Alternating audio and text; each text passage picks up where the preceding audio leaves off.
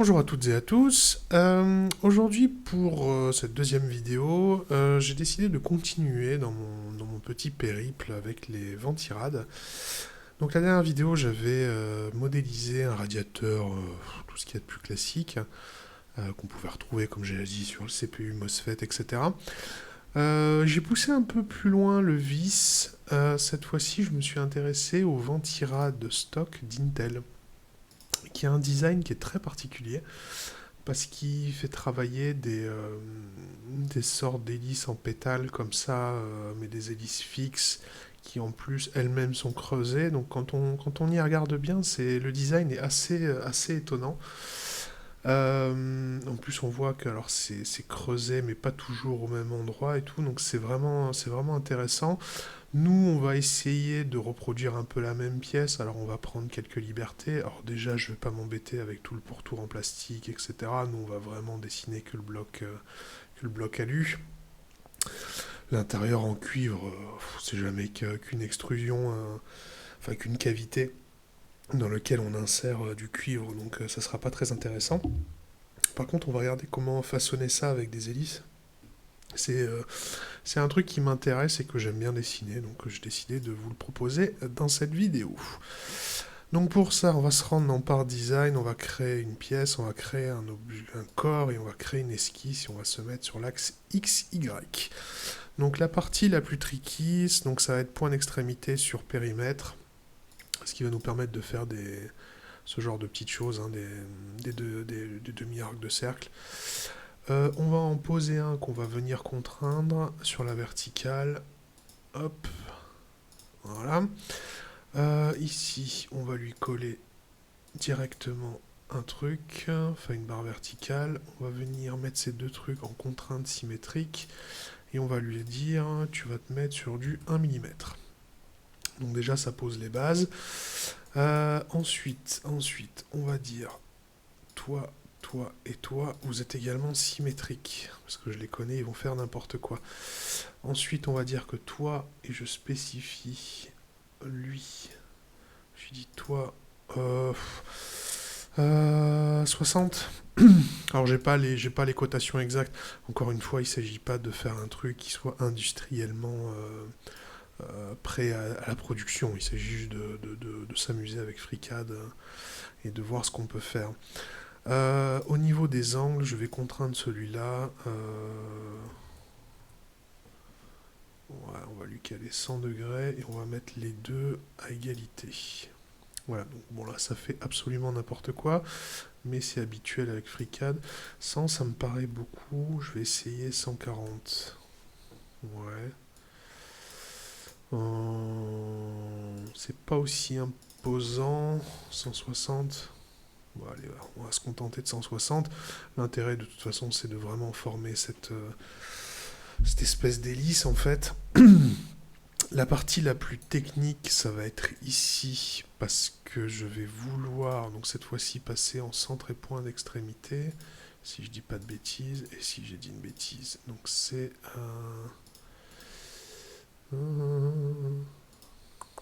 non, c'était le même en fait. Ouais, voilà, c'était celui d'habitude, et on va le mettre comme ça. Voilà, pour former directement le petit bout, mais bon, nous on le voit parce que c'est gros, mais en réalité c'est infinitésimal. On va venir remettre un angle.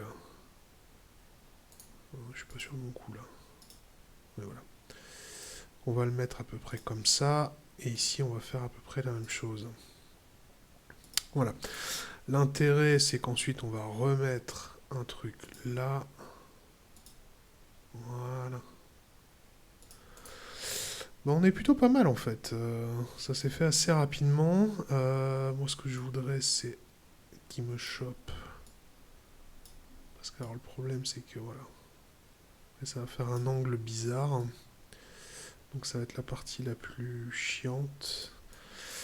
Euh, donc au niveau des diamètres, 1,66 c'est beaucoup trop. On va mettre 1 mm et 1 mm de diamètre.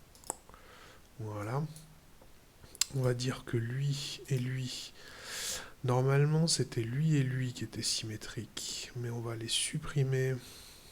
Ouais, quoique. Quoique. On va juste leur dire que toi et toi, 3 mm. Ouais, 3 mm, ça me paraît pas mal. Maintenant, on va venir contraindre lui. Lui, il est à combien? 1,92. Si je le mets à 1,5, voilà, c'est un peu énorme. Mais ça le fait. J'aime bien, j'aime bien, j'aime bien. Ok. Ah ouais, par contre, là, ça bouge à chaque fois. C'est la partie qui me gonfle le plus. À chaque fois, ça fait ça. Ouais, voilà. Ah, merci Fricade. Ah, putain. Voilà. On va éviter d'y toucher. On va les contraindre rapidement, en fait. Parce que je sens que ça va être un enfer. Ça va être un enfer absolu. Ouais. Je vais le contraindre directement là où il est, donc je vais le verrouiller avec le cadenas, parce que je veux plus qu'il bouge. Voilà, ça va me permettre de travailler plus librement sur cette forme-là. Et ici, pareil, je vais le contraindre et je vais lui dire tu bouges pas. Ce qui va nous permettre ici, voilà, d'être beaucoup plus à l'aise et qui ne ruine pas à chaque fois tout mon truc. Donc je vais le sortir un peu. 1,5, ça me paraît énorme. Ouais, c'est plus. Ça me parle déjà plus. Lui, je vais le mettre en contrainte directe. Et ensuite, je vais dire que lui et lui, ils ont le même angle. Et que lui et lui, ils ont également le même angle. Ouais, mais lui, il le veut pas. Il veut rien entendre. À chaque fois, il me fait le coup. Donc oui, parce que je prépare les vidéos avant de vous les diffuser, justement pour éviter de faire trop de bêtises. Voilà. Bon, c'est pas exactement parfait, mais globalement, ça donne un petit peu le ton.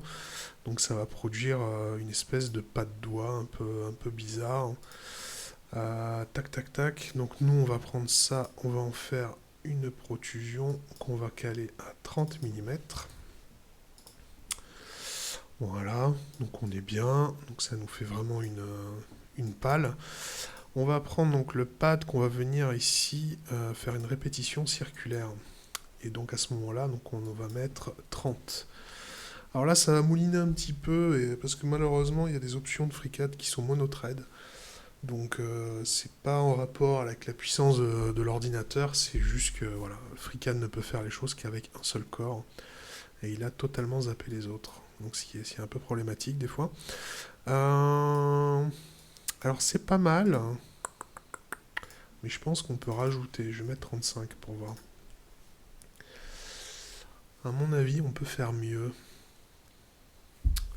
Donc comme je l'ai dit, hein, il fait les calculs avec un seul corps, donc c'est pour ça que, surtout sur ce genre de répétition, je vous montrerai un peu plus tard, j'ai des techniques particulières pour faire des fuselages, par exemple, je m'en suis servi, et c'est assez chiant, hein, parce que ça peut arriver que ça mouline pendant 5 minutes, quoi. Bah là, on est pas mal. Objectivement, uh-huh. Ouais, j'ai même l'impression qu'on pourrait monter, en fait. Pour donner un truc encore un peu plus quali. Allez, je vais tester 40. Soyons fous. Allez, je suis dans l'abus. Mais normalement, on devrait se rapprocher de quelque chose d'assez ressemblant. Alors voilà, tout freeze, hein, ça c'est normal, hein, comme je vous ai dit. Normalement, 40, on devrait être pas mal, je pense. Parce que là, il y a un truc qui me gêne au niveau de l'espacement des pales. C'est pas exactement, c'est pas aussi condensé qu'on peut le voir là. Ouais, 40, c'est bien là.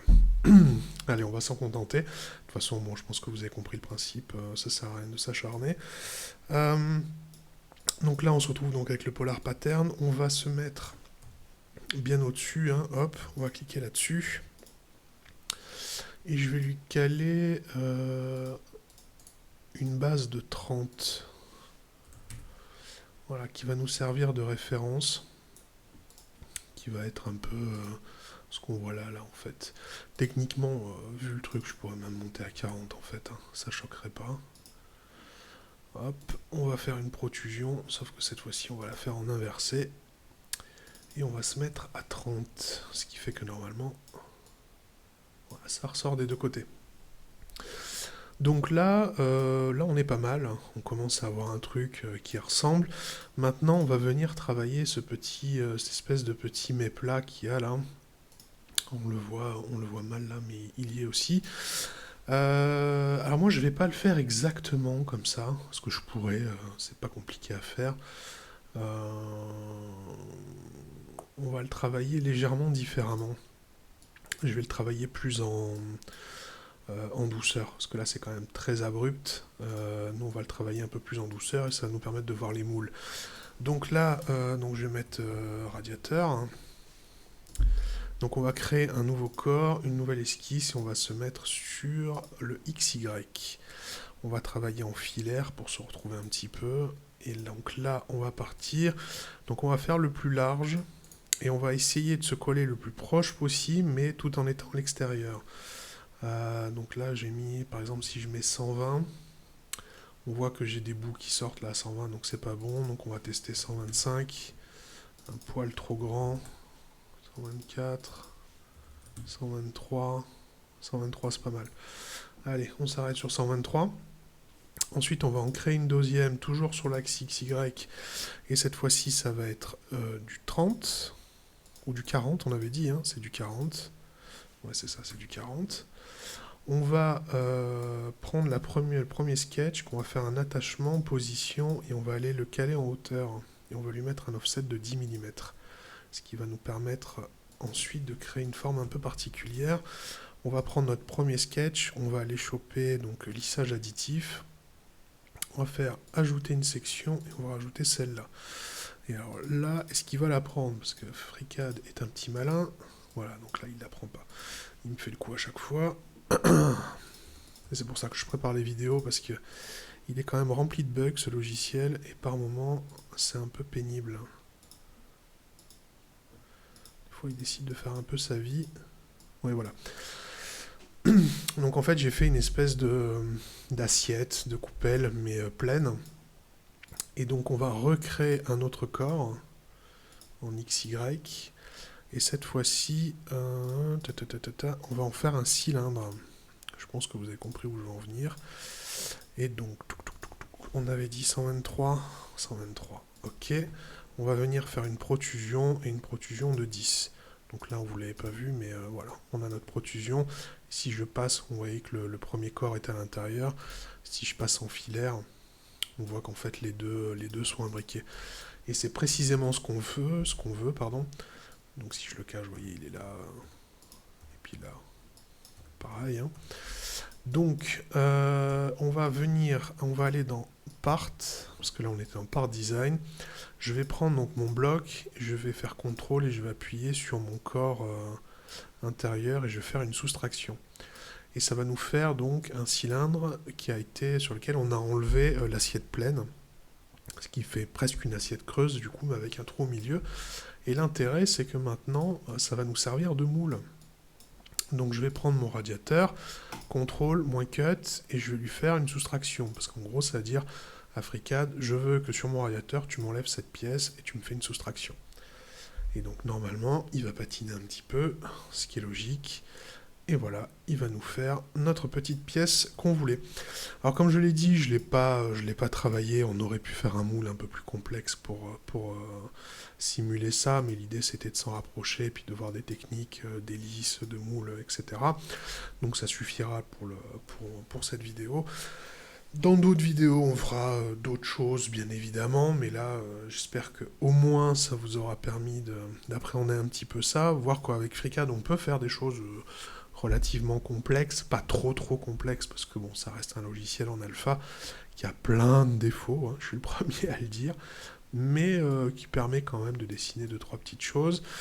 Au niveau de la modélisation, alors bien évidemment, si vous imprimez un truc comme ça ne sert strictement à rien, à part être joli, hein, éventuellement. Moi, je le verrais bien en moulage, par exemple, ou en fonderie. Je maîtrise mal les CNC pour l'instant, donc je me dis, ouais, peut-être le poser à plat, et puis ensuite l'imprimer dans un premier temps pour le, comment ça s'appelle, pour le mouler avec du sable rouge et pour le faire en fonderie par exemple, ce genre de choses. Si on parle de procédé à la maison évidemment. Après en procédé industriel, j'imagine qu'il y a d'autres méthodes, bien évidemment.